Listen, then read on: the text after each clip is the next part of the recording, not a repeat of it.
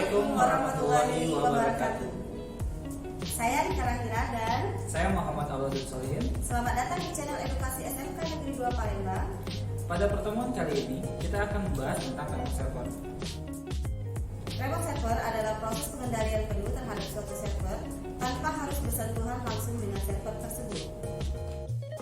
Yang kita akan bahas pada pertemuan kali ini adalah menggunakan SSH. SSH adalah layanan pengganti remote login seperti Telnet dan RSH yang jauh lebih aman. Fungsi utama layanan ini adalah untuk mengakses mesin secara remote. Sama seperti Telnet, SSH klien menyediakan user dengan shell untuk remote ke mesin. Tetapi SSH melakukan enkripsi yang aman antara klien dan server. SSH adalah teknologi yang nantinya bisa kita pakai untuk melakukan remote server. Baiklah, langsung saja kita mulai langkah-langkah konfigurasi pada remote server menggunakan Debian 10.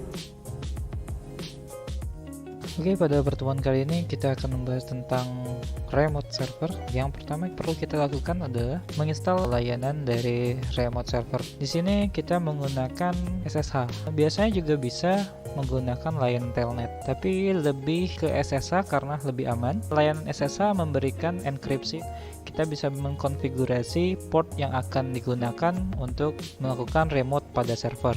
Oke, hal yang pertama adalah kita menginstal dulu layanannya dengan memasukkan komen apt spasi install spasi open ssh min server spasi min y. Guna min y pada script terakhir untuk menanyakan bahwa apakah akan diinstal layanan tersebut atau tidak. Ketika kita klik enter, maka paket akan langsung terinstall dengan sendirinya.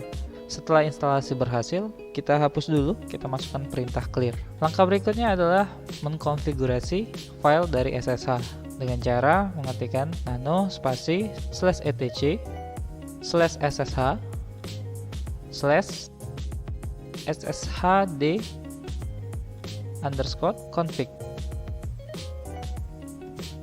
Setelah masuk file sshd_config, jadi kita akan menentukan port yang akan diakses. Kita hapus tagarnya. Pada tulisan port kita ubah sesuai apa yang kita inginkan. Dari port 22 kita bisa atur ke port 80. Jadi ketika menggunakan layanan SSH ini untuk mengontrol server, kita menggunakan port 80.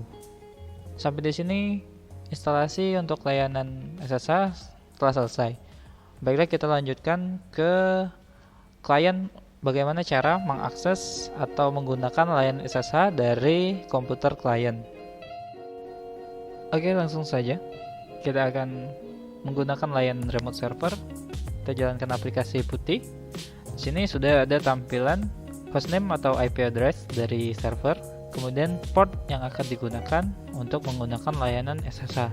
Kita masukkan terlebih dahulu IP server 192.168.56.100. Kita akan gunakan port yang telah dikonfigurasi tadi pada layanan SSH. Kita gunakan port 80.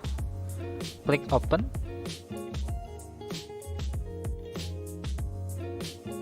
Langsung ada tampilan login as. Nah, di sini kita bisa memilih login sebagai siapa. Nah, jadi kita coba untuk masuk dengan username TKJ saja. Masukkan password TKJ juga.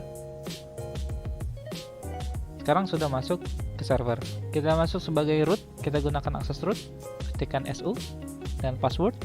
Kita masukkan TKJ lagi passwordnya. Dan di sini sudah ada tagar, berarti kita sudah masuk ke akses root. Kita coba mereset server dari klien dengan cara mengetikkan perintah systemctl spasi reboot. Langsung ada tampilan koneksi tertutup, berarti server sudah mati. Kita lihat di sini tanda dari koneksi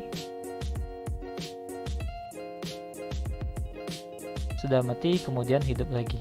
Ini membuktikan bahwa server merestart ulang dengan perintah yang kita gunakan, berarti akses meremote server sudah berhasil.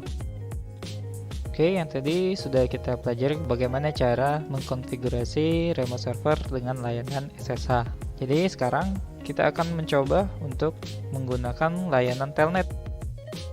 Hal yang pertama harus kita lakukan adalah menginstal paket atau layanan dari telnet tersebut dengan cara mengetikkan apt spasi install spasi telnetd.